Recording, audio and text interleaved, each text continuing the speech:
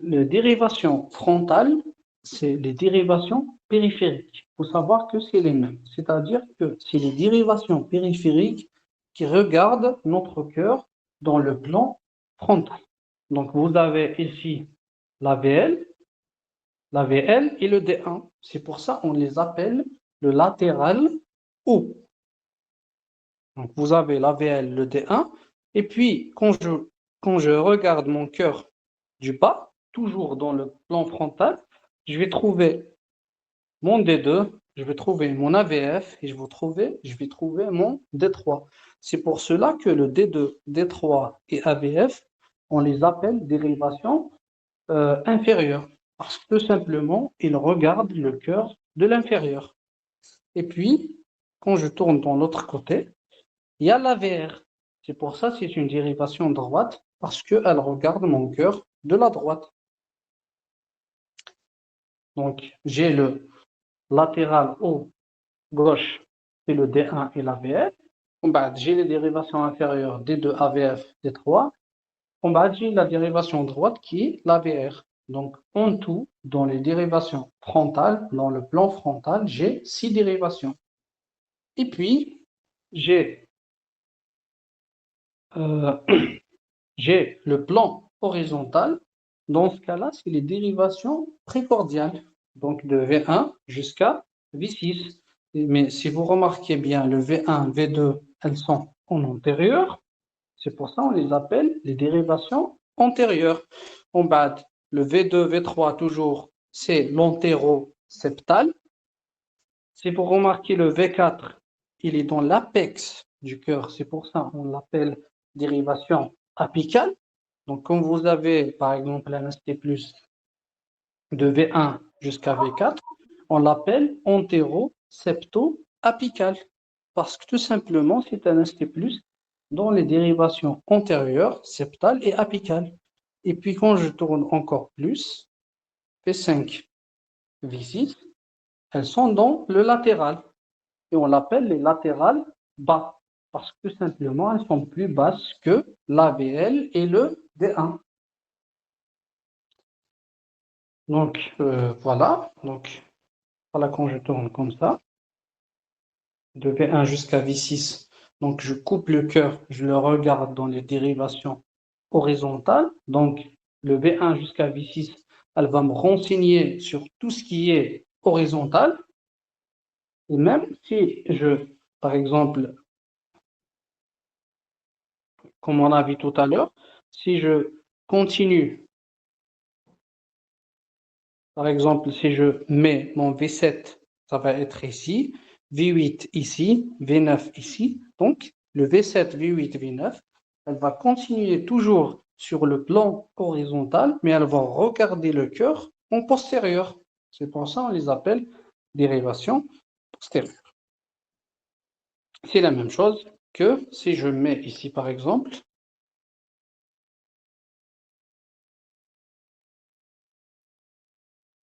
c'est la même chose ici. Si je mets par exemple mon V1 R ici et mon V2 R ici, ils vont regarder le cœur TI, ils vont regarder le cœur toujours sur le plan horizontal, mais ils vont regarder le cœur droit parce que tout simplement celui-là, c'est le ventricule droit. Donc si je mets une dérivation ici et une dérivation ici, c'est-à-dire V1R et V2R, elles vont regarder mon ventricule droit. Voilà. Est-ce que c'est clair pour l'instant? Est-ce que vous arrivez à imaginer ça en 3D? Oui, docteur, c'est clair. Ok, très très bien. Donc maintenant, je vais revenir sur euh, mes vecteurs. Voilà. Maintenant, donc, toujours, donc, si vous voyez ici,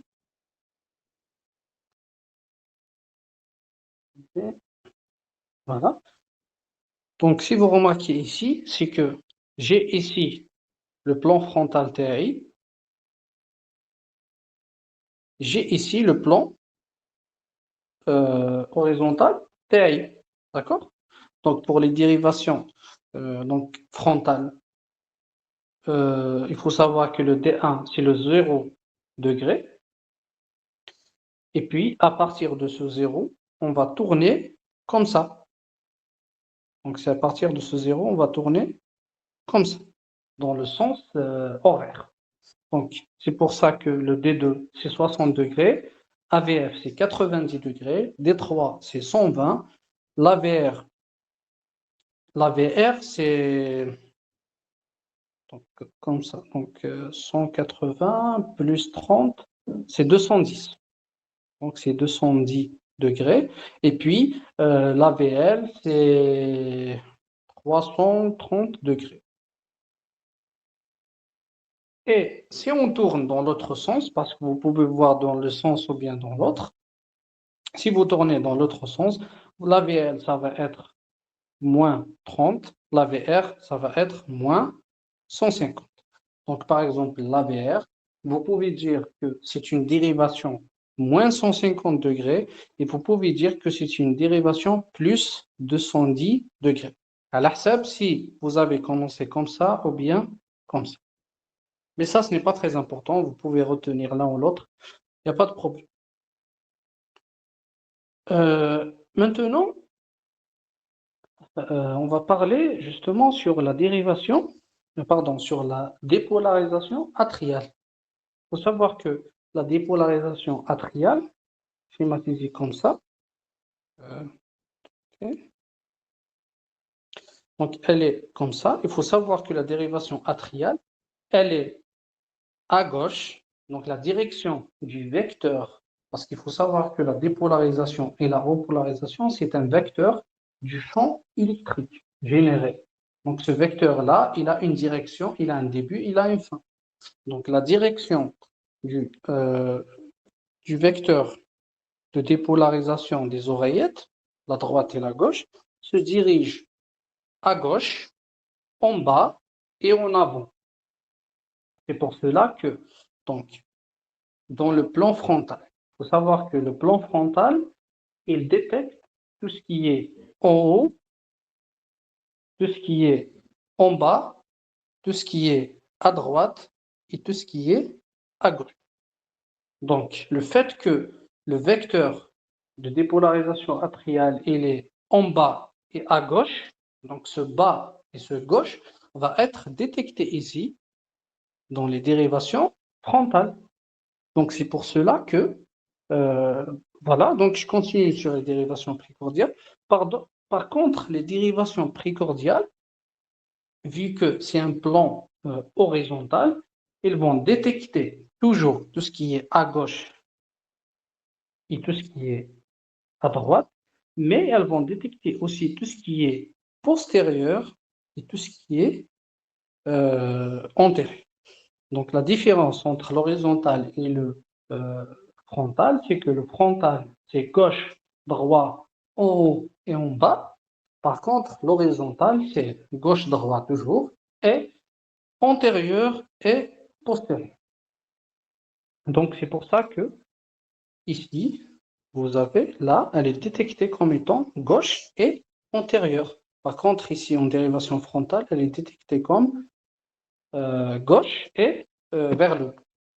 Donc c'est pour ça que il faut savoir que les vecteurs Hadou, quand justement contre la dérivation, vous avez par exemple ici le D1. Vous avez le D1 comme ça. Il faut savoir que sur l'ECG, un vecteur qui a la même on va dire qui a la même orientation que le D1, c'est-à-dire un vecteur qui est comme ça, ou bien qui est comme ça. Donc, qui part vers cette dérivation-là, il va être enregistré comme étant positif. Parce que tout simplement, quand je fais l'isqat ta'i comme ça, de cette dérivation, quand je fais l'isqat ta'i comme ça sur cette dérivation, donc elle va être enregistrée ici, sur le versant donc positif de ma dérivation parce que tout simplement, ce vecteur-là, il se dirige dans le même sens que la dérivation TI. Par contre, si j'ai un vecteur comme ça, c'est-à-dire il part dans la direction opposée de ma dérivation, dans ce cas-là, il va être enregistré comme étant négatif, parce qu'il sera comme ça, donc la dérivation, elle va le détecter comme si il fuit cette dérivation-là, donc il va être enregistré comme étant négatif.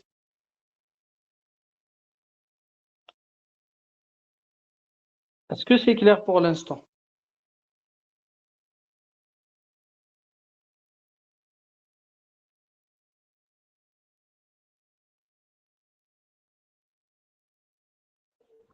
Oui, ça va. Ça va.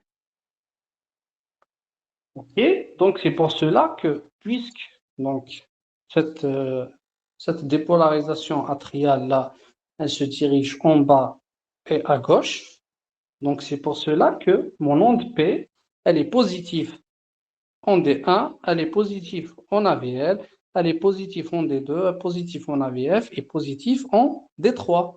Parce que tout simplement, elle est dirigée dans la même direction que ces dérivations-là. Par contre, elle est enregistrée comme étant négative dans la dérivation AVR, tout simplement parce que l'AVR TI, il est comme ça, et mon onde P, l'axe talon de PTI, il est comme ça. Donc, il part dans la direction opposée par rapport à l'AVR. C'est pour ça l'onde P, elle est détectée comme étant négative en Docteur, on AVR. n'entend pas. Oui.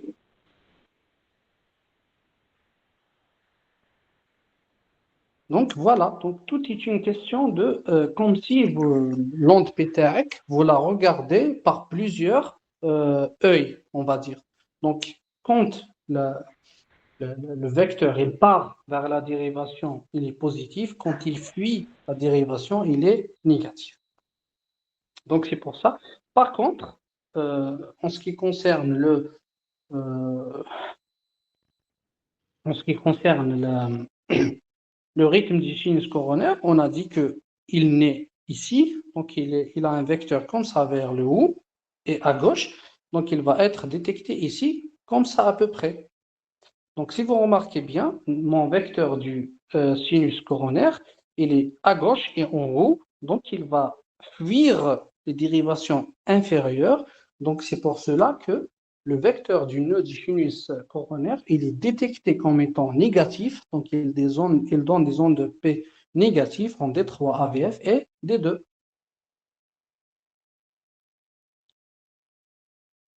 Donc voilà en ce qui concerne l'axe euh, en ce qui concerne l'axe de l'onde de P. Maintenant, pour l'axe des QRS, il faut savoir que c'est exactement le même principe. La seule différence, c'est que les QRS, et pour ça on a QRS. Pourquoi on a justement QRS? Parce que tout simplement, la dépolarisation des ventricules, elle est plus complexe. La dépolarisation des ventricules, elle se déroule en trois phases. Donc, vous avez trois vecteurs.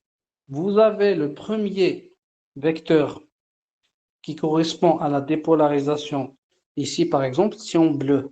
Donc, vous avez le premier vecteur ici en bleu qui correspond à la dépolarisation de la partie antérieure donc de la première partie antérieure du septum. Donc c'est une petite partie qui se dépolarise en premier.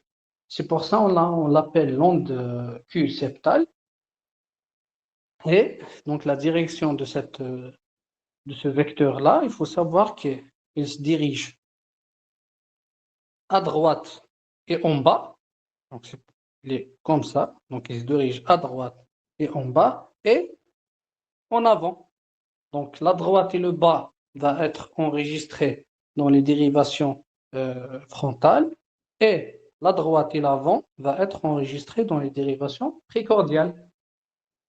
C'est pour ça que, puisqu'il a une direction à droite il va être enregistré comme étant, il va fuir les dérivations TI, l'AVL par exemple, et le D1 et le D2, donc, parce qu'il se dirige comme ça. Donc c'est pour cela que en AVL, en D1 et en D2, elle va être enregistrée comme étant une petite onde Q, comme ça, qu'on appelle l'onde Q septale. D'accord? Et c'est la même chose, puisqu'il se dirige comme ça, dans les dérivations frontales, il va être enregistré en V5 et en V6 comme étant une petite onde Q comme ça, qu'on appelle l'onde Q septale, parce que ça correspond à la première dépolarisation du septum. Par contre, au niveau de V1 par exemple, puisque ça se dirige vers la dérivation V1, elle va être enregistrée comme une petite onde R. D'accord? Donc, sachant que cette onde Q là, en V5, V6, et cette onde R là, en V1, c'est exactement le même vecteur. C'est-à-dire, c'est exactement la même personne, on va dire. C'est juste l'angle de regard qui diffère.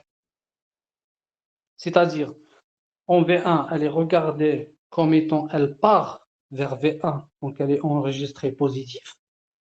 Et en V5, V6, elle est enregistrée comme elle part, elle fuit V5, V6, donc elle est enregistrée comme étant négative. Sachant que tout simplement le QRS, c'est par définition, quand vous avez la première déflexion négative, c'est une onde Q. Quand vous avez la première déflexion positive, c'est une onde R.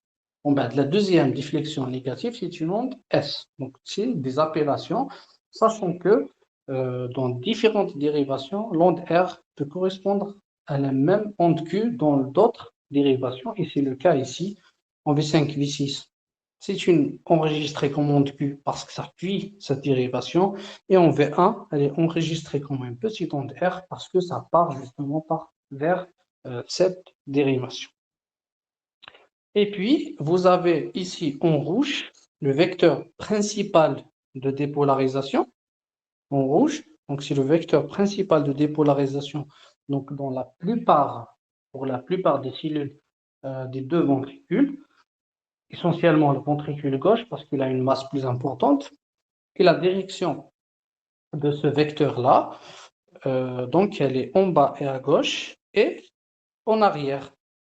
C'est pour cela que vous avez, donc c'est ce vecteur-là qui détermine l'axe cardiaque, c'est ce vecteur-là qui détermine l'axe des QRS parce que c'est le vecteur le plus grand, qui représente la plupart de la masse de dépolarisation de la masse du VG. Donc la direction TAO, elle est en bas à gauche et en arrière.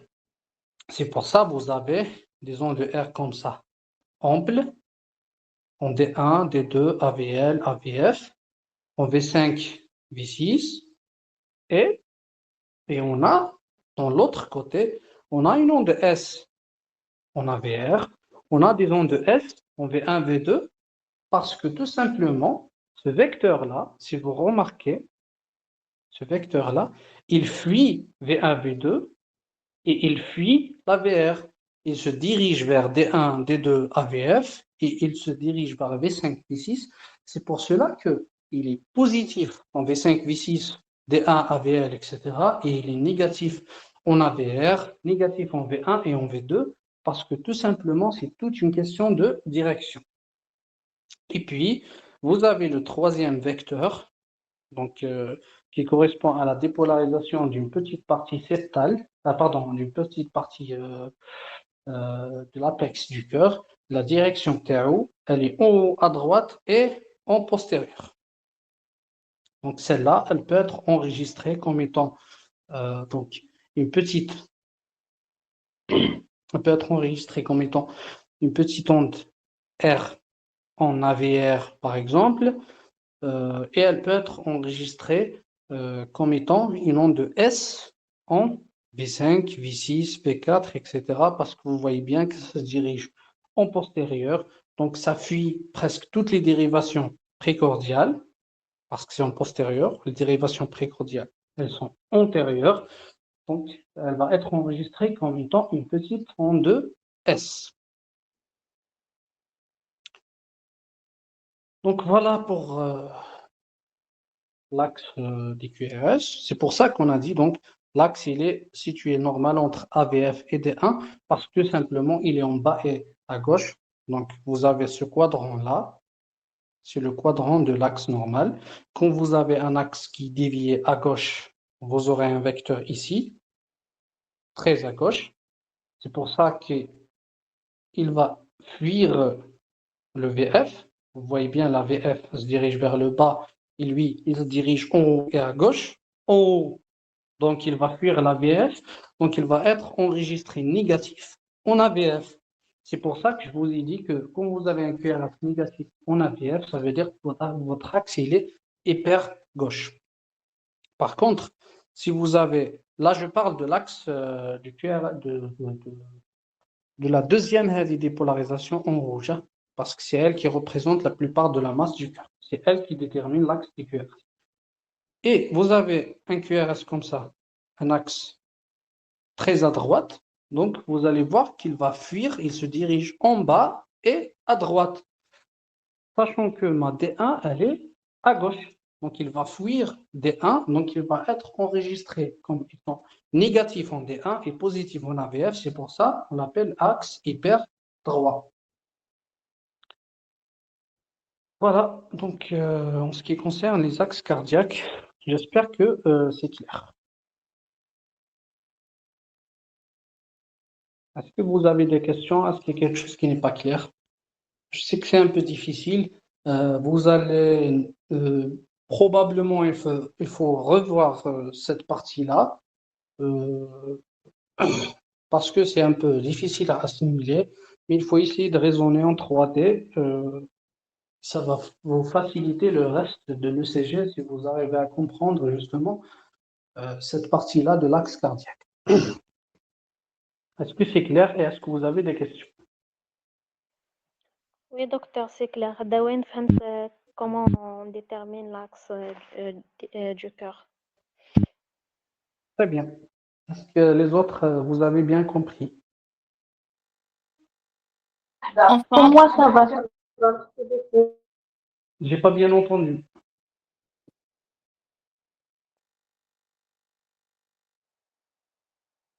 Est-ce que vous pouvez répéter? J'ai pas bien entendu ce que vous venez de dire. pardon, qu'est-ce qui concerne pour moi? Anam, en ce qui concerne quoi?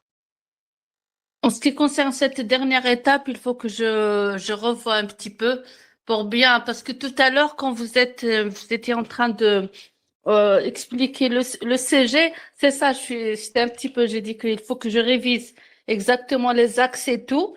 Et là, c'était Euh, très bien pour voir exactement les électrodes et l'ECG, mais il faut que je revoie une autre fois pour bien fixer l'idée. Parce Ok, que vraiment, j'ai oublié. ok. En tout cas, vous pouvez toujours envoyer des questions quand vous allez revoir ça, il n'y a pas de problème. Très bien. Je vous remercie, docteur. Merci. De rien, de rien. Est-ce que vous avez d'autres questions? Ou est-ce qu'il y a quelqu'un qui n'a pas compris? C'est bien expliqué, mais Merci. Docteur, Bark, j'ai une question. Oui. Comment on va mesurer la fréquence cardiaque lorsqu'on a un rythme irrégulier? Alors, quand vous avez un rythme irrégulier, il faut compter le nombre de QRS sur. Vous avez le choix. Vous pouvez compter le nombre de QRS, que ce soit sur 6 millisecondes, ou bien le mieux sur 10, pardon, 6 millisecondes, sur 6 secondes, ou bien sur 10 secondes. Donc, euh, c'est plus précis quand vous mesurez le nombre de QRS sur 10 secondes. 10 secondes, c'est combien en millimètres? On a dit que la vitesse de déroulement, c'est 25 millimètres par seconde. Donc, à chaque seconde, vous avez 25 millimètres. Donc, il faut calculer le nombre de QRS sur 25 centimètres. D'accord? Donc 25 cm, c'est-à-dire 50 grands carreaux. Donc vous allez compter le nombre de QRS sur 50 grands carreaux sur votre tracé. Par exemple, si vous trouvez 11 QRS, vous allez multiplier ça fois 6. Donc 11 fois 6, c'est 66. Donc vous avez une fréquence cardiaque de 66 par minute. Donc c'est ça la méthode. Pourquoi 6, monsieur? Pourquoi 6? Parce qu'on a mesuré le nombre de QRS sur 10 secondes. Et la fréquence cardiaque TANA, c'est le nombre de QRS sur 60 secondes, sur une minute. C'est ça la fréquence cardiaque, c'est le nombre de QRS par minute. Donc le nombre de QRS par 60 minutes. Donc pour avoir notre nombre à partir de la mesure de 10 secondes, c'est fois 6. Ok, ok. Voilà. Merci beaucoup. De rien. Est-ce que vous avez d'autres questions?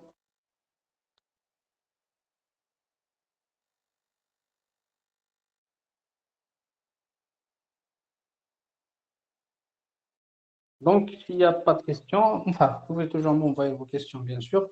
Donc, je vous dis à mardi prochain, on va commencer les intoxications, Inch'Allah. Et bonne soirée. Merci. Merci, docteur. Merci. Bonne soirée. Merci. Docteur, bonne soirée à vous aussi. À vous. À vous aussi. Bonne soirée pour tout le monde. Merci.